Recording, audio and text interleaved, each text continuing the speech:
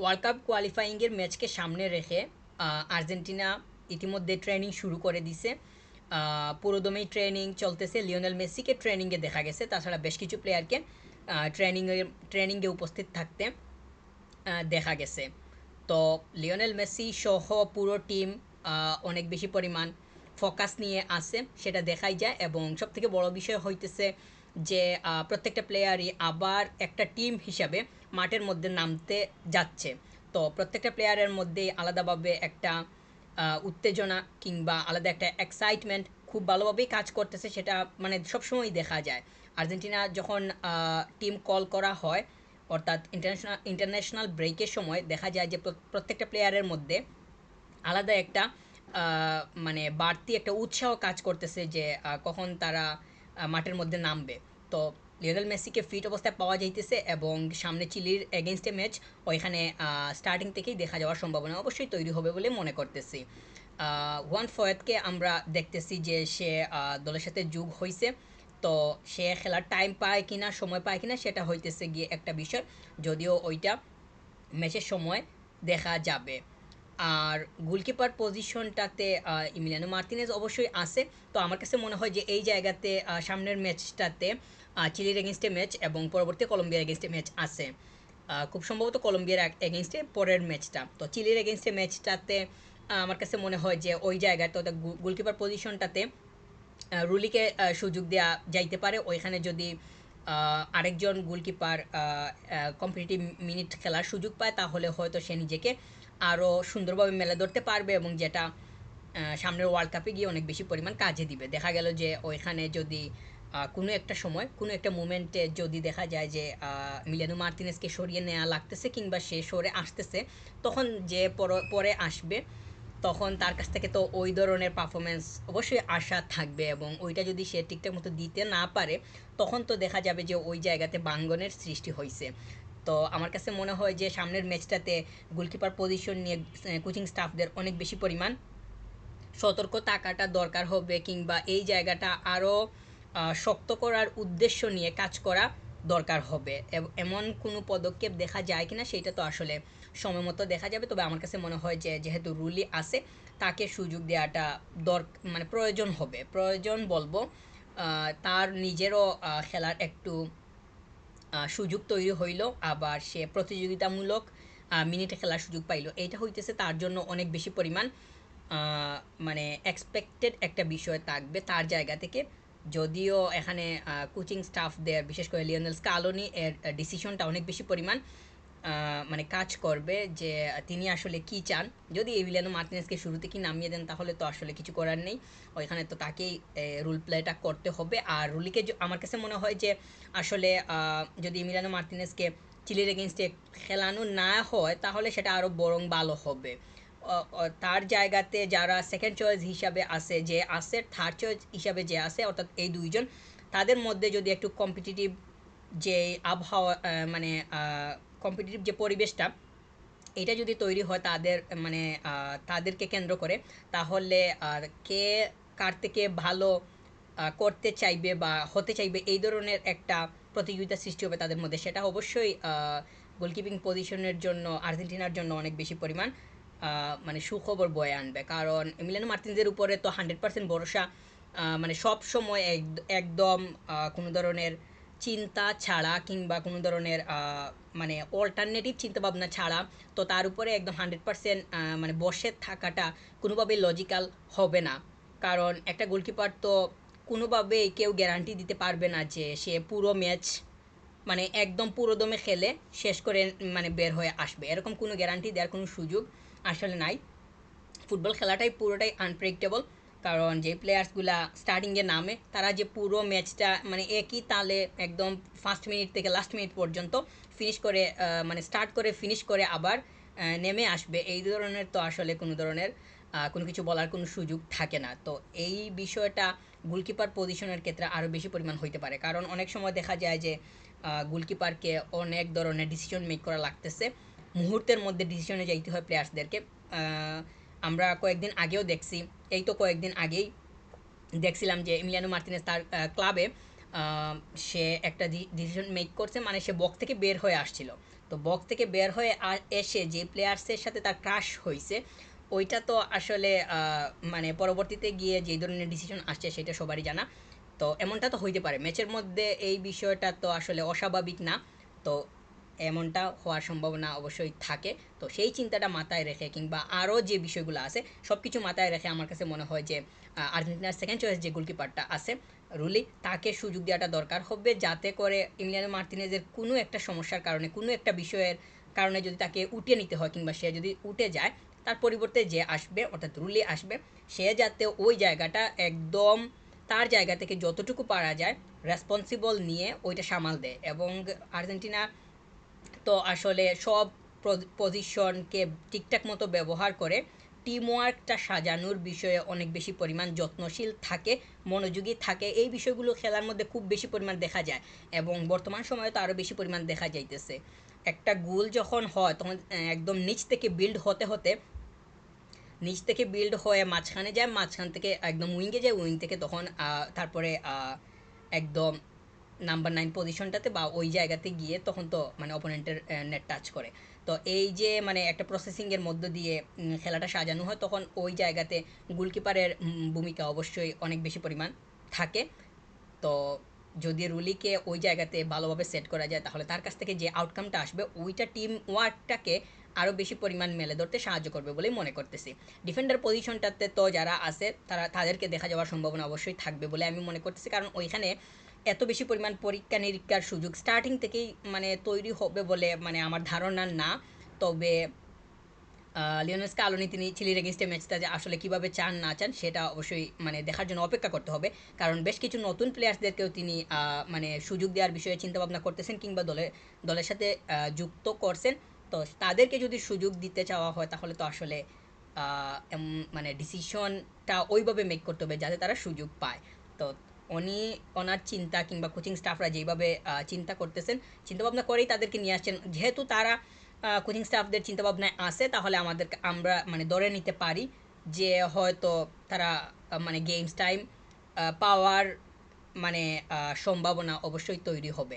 মিডফিল্ডটাতে মানে নতুন প্লেয়ার্সদেরকে দেখা যাবে কিনা সেটা তো আসলে এই মুহূর্তে বলা যায় না, তবে ম্যাচের মধ্যে সেটা দেখা যাবে।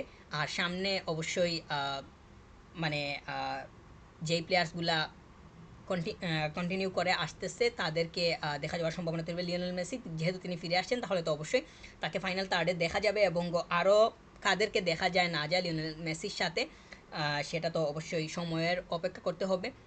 চিলির এগেনস্টে স্টার্টিং এলিভেনটা বলে দিবে যে আসলে লিওনেল স্কালোনি তিনি বর্তমানে কি চিন্তা করতেছেন না করতেছেন।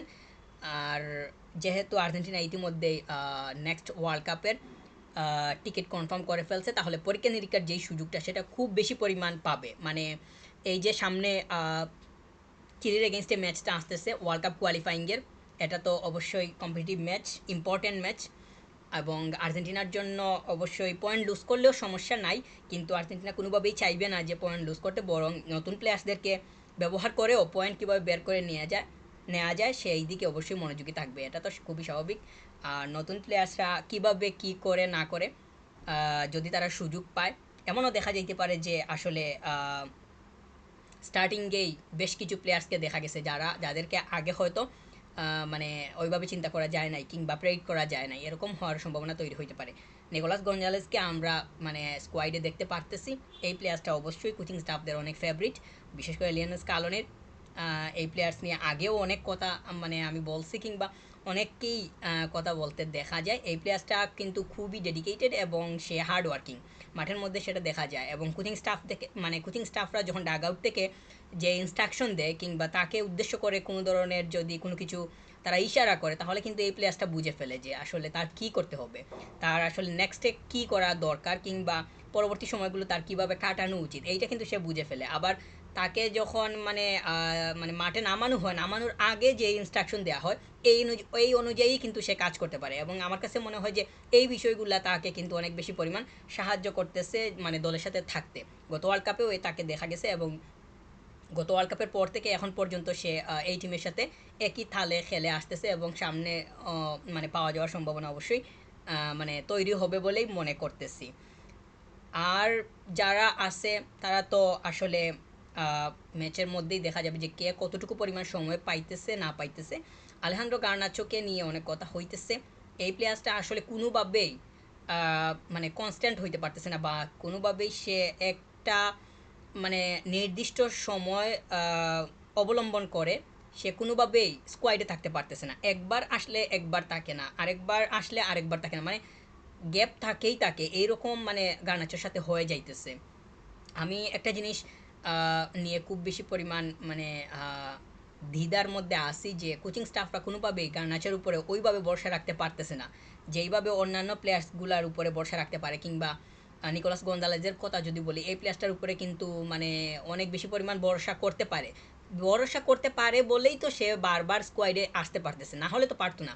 গার্নাচের উপরে যদি ভরসা রাখতে পারতেন কোচরা, কিংবা কোচের দেয়ার যে ইনস্ট্রাকশন ওইগুলো যদি গার্নাচো একদম মানে ফুলফিল করতে পারতো, তাহলে তো তার মানে আউট অফ স্কোয়াড থাকার কোনো প্রশ্নই ছিল না। তো আমার কাছে মনে হয় যে আসলে এখানে যেই টিম ওয়ার্ক করতে যেই ধরনের এবিলিটি, মানে যেই ধরনের প্ল্যানিংটা আসলে মেক করা হইতেছে, ওই প্ল্যানিংয়ের সাথে গার্নাচো নিজেকে আসলে সেট করতে পারতেছে না বলেই আমি মনে করতেছি। গার্নাচো যে মানে ট্যালেন্ট না, মানে ট্যালেন্টেড না, বা সে মানে সে মানে মিলিয়ে নিতে পারবে না ওই রকম না। তার তো অবশ্যই ক্যাপাবিলিটি আছে, অ্যাবিলিটি আছে, কিন্তু কোচিং স্টাফরা যেইভাবে চাইতেছেন ওইভাবে আসলে সে তাকে মানে আমার কাছে মনে হয় যে মানে প্রেজেন্ট করতে পারতেছে না। এই বিষয়টা তাকে বারবার পিছিয়ে দিতেছে, এবং এভাবে যদি চলতে থাকে তাহলে হয়তো তাকে সামনের ওয়ার্ল্ড কাপের ফাইনাল স্কোয়াডে নাও দেখা যেতে পারে। কারণ কারণ অন্যান্য প্লেয়ার্সরা তো অনেক বেশি পরিমাণ মানে মুখিয়ে আছে, কিংবা তারা একদম তাদের সব কিছু মানে বিলিয়ে দিয়ে যাতে পজিশন তারা পায় ওই ধরনের মেন্টালিটি নিয়ে বসেই আছে। তো ওইগুলাকে বিট করা গার্নাচোর পক্ষে আসলে সম্ভব হবে কি না আসলে সেটা আমি বলতে পারতেছি না। কারণ সে যদি সুযোগই না পায়, সে আর্জেন্টিনা ইতিমধ্যে ওয়ার্ল্ড কাপের মানে জায়গা কনফার্ম করে ফেলছে, এখন যে খেলবে ওইখানে পয়েন্ট লুজ করলেও সমস্যা নেই। তার মানে এখানে প্লেয়ার্সদেরকে বাজিয়ে দেখার কিংবা পরীক্ষা নিরীক্ষা করার অনেক বড় একটা সুযোগ তৈরি হয়েছে। তার মানে এখনই সময় ছিল গার্নাচোয়ের। এই সময়টা যদি গার্নাচো মানে চিলির এগেনস্টে যদি 45 মিনিটস খেলতে পারতো, আর নেক্সট ম্যাচটা কলম্বিয়ার এগেনস্টে ওইখানে যদি 45 মিনিটস খেলতে পারতো, তার মানে দুইটা মানে ম্যাচ মিলিয়ে 90 মিনিট হয়ে যায়। ওই দুইটা জায়গায় যদি সে নিজেকে মানে প্রেজেন্ট করতে পারতো, তাহলে আমার কাছে মনে হয় যে সামনের দিকটাতে তার জায়গা কনফার্ম হবে কি হবে না, কিংবা তার অবস্থাটা সামনের দিকে কেমন থাকবে না থাকবে ওইটা প্রেডিক্ট করা যাইতো। সে তো স্কোয়াডেই নাই, তাহলে এখন সে খেলবে কিভাবে? তাহলে তো তাকে নিয়ে আসলে প্রেডিকশন করা আসলে ওইটা তো মানে অবাস্তবিকতা হয়ে যায়। তো আমার কাছে মনে হয় যে গার্নাচো যদি সুযোগ না পায়, গার্নাচো যদি মানে খেলার জন্য মানে সে যদি স্কোয়াডেই না থাকে, তাহলে আসলে তাকে নিয়ে যে অনেক বেশি পরিমাণ চিন্তা করা যাবে কিংবা ভরসা করা যাবে, বা তার কাছ থেকে ভালো রেজাল্ট আসবে, ওইটা তো আসলে কোনোভাবেই আশা করা যায় না। তো তার তার তো অ্যাটলিস্ট মানে অ্যাটলিস্ট সে তো মানে স্কোয়াডে থাকাটা দরকার ছিল। তো সে যেহেতু পারে নাই, সে যেহেতু নাই, তার মানে সে তো বিগ চান্স মিস করতেছে। তো অন্যান্য যারা আছে তারা যদি নিজেদেরকে এখানে প্রমাণ করতে পারে, তাহলে হয়তো সামনে যে স্কোয়াডগুলো মানে ঘোষণা করা হবে ওইখানে তো অটোমেটিক মানে অটো চয়েস যারা আছে তাদের সাথে তো মানে ফাইটিং ওইভাবে হবে না। কিন্তু যারা আসলে যারা অ্যাভারেজ, কিংবা যাদেরকে নিয়ে অনেক পরীক্ষা নিরীক্ষা করা হয়, চিন্তাভাবনা করা হয় যে স্কোয়াডে দেওয়া হবে কি হবে না, তাদের সাথে তো অবশ্যই কম্পিটিশন করার সুযোগ থাকবে। তো সামনে চিলির এগেনস্টে ম্যাচ, ওইখানে যেই প্লেয়ার্সগুলা নতুনভাবে দলের সাথে যোগ হয়েছে তাদেরকে কোচিং স্টাফরা কীভাবে চায় না চায় এবং কীভাবে ব্যবহার করে না করে, ওই বিষয়টা দেখা অনেক বেশি পরিমাণ মানে ওইটা অনেক দেখার জন্য অনেক বেশি পরিমাণ ওদের আগ্রহ নিয়ে আর কি বসে আসি। আর লিওনেল মেসিকে অবশ্যই 90 মিনিট মাঠে চাইবো। যদি দেখা যায় যে খুবই ফিজিক্যাল ব্যাটল হইতেছে, তাহলে আমার কাছে মনে হয় যে উঠিয়ে নেওয়াটাই অনেক বেশি পরিমাণ লাভজনক বিষয় হবে। তবে কোচিং স্টাফরা তো এগুলো অবশ্যই চিন্তাভাবনা করবেন, কিংবা ওনারা যে ডিসিশন মেক করেন ওইটা তো ওয়ার্ল্ডের বেস্ট ডিসিশনগুলাই থাকে। কারণ আর্জেন্টিনার যে একদম ফিফা র্যাঙ্কিংয়ে যেমন 1 নম্বরে বসে আছে, ওইখান থেকে তো সরার কোনো সুযোগ নাই। তার মানে কোচিং স্টাফরা যে ডিসিশন মেক করতেছেন ওইগুলোর কারণেই তো এখানে যাইতে পারছে। তো লিওনেল মেসিকে নিয়ে লিওনেল স্কালোনি কীভাবে আসলে মানে গেম টাইম পুরো 90 মিনিট খেলান নাকি আসলে আরও কম, সেটা তো অবশ্যই ওনারাই দেখবেন, ওনারাই জানেন। আমার কাছে মনে হয় যে খুব বেশি পরিমাণ যে প্রেশার হয়ে যাবে ওই ধরনের সিচুয়েশনে, ওই ধরনের কোনো সার্কামস্টান্সে যাওয়াটা বা ওই ধরনের কোনো টার্গেটে যাওয়াটা কোনোভাবে উচিত হবে না, যেহেতু সামনে ওয়ার্ল্ড কাপ। আর ওয়ার্ল্ড কাপের টিকিট ইতিমধ্যে কনফার্ম হয়ে গেছে। লিওনেল মেসি যাতে ফিট থাকেন এবং এই দলের সাথে যেইভাবে ম্যাচ অবস্থায় আছে ওইটা যাতে মানে হল থাকে, ওইটা শুধু বজায় রাখলেই আমার কাছে মনে হয় যে এনাফ। এবং সামনে ওয়ার্ল্ড কাপে অবশ্যই লিওনেল মেসিকে ফিট অবস্থায় দেখতে চাই। আম, এবং অন্যান্য যেই প্লেয়ার্সগুলো আছে এবং যেই টিমটা ইতিমধ্যেই খুবই স্ট্রংলি বিল্ড হয়েছে, তাদেরকে একদম পাক্কা মানে ফিট অবস্থায় এবং মেন্টালি খুবই প্রিপেয়ার অবস্থায় সামনের দিকে পাওয়াটা অনেক বেশি পরিমাণ দরকার হবে। এবং যাদেরকে ইতিমধ্যেই ডাকা হয়েছে তাদেরকে কিভাবে ব্যবহার করা হয়, মানে যারা আগে ছিল তাদের মধ্য থেকে যদি ওইভাবে ব্যবহার করা নাও হয় তাও সমস্যা নেই, যেহেতু ইতিমধ্যেই সিট কনফার্ম হয়ে গেছে। যারা নতুন আছে তাদেরকে বাজিয়ে দেখার সুযোগ দিয়ে যাতে আরও ভালোভাবে বুঝে নেওয়া যায় যে আসলে একে ব্যবহার করা যায় কিনা, ওই দিকে মনোযোগ হওয়াটা মানে অবশ্যই দরকার হবে এবং সেটাই কোচিং স্টাফরা করবে বলেই মনে করতেছি। তো আর্জেন্টিনা ইতিমধ্যেই ট্রেনিং শুরু করে দিয়েছে এবং ট্রেনিং সেশন আরও আছে। সামনে ম্যাচ চিলির এগেনস্টে, ওই ম্যাচটাতে আসলে টিম কীভাবে পাবলিশ হয় স্টার্টিং 11 সেইটা দেখার অবশ্যই ইচ্ছা নিয়েই বসে আসি। সামনের তো সময় আসতেছে, ওইখানে লিওনেল মেসিকে অবশ্যই স্টার্টিংয়ে দেখাটা দরকার হবে, কারণ অনেক দিন হয়েছে যে আর্জেন্টিনার জার্সিতে লিওনেল মেসিকে দেখা হয় না। সে যাতে ঠিকঠাক মতো মানে ফিট থেকে ম্যাচটা শেষ করতে পারে, যেহেতু লিওনেল মেসি আসলে মানে সাবস্টিটিউট করানোর বিষয়টা কোনোভাবেই ওইভাবে সামনে আসে না, যদি কোনো সমস্যা সৃষ্টি না হয়। কোনো সমস্যা সৃষ্টি না হোক এটাই প্রত্যাশা। কারণ কারণ তো আসলে এখানে কিছু বলার নাই, কারণ মানে সমস্যা সৃষ্টি হবে এইটা তো আসলে কোনো ধরনের মানে কাম্য থাকতে পারে না।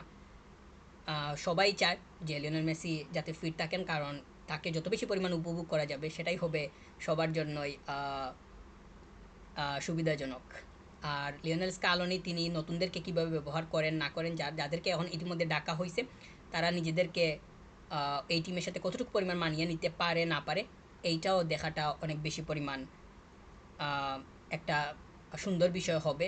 এখানে ফাইটিং হবে, আমার কাছে মনে হয় যে প্রত্যেকটা প্লেয়ারই নিজেদের জায়গা থেকে 100% দেওয়ার চেষ্টা করবে যাতে সে জায়গাটা পায় কিংবা নিজের জায়গাটা কনফার্ম করতে পারে।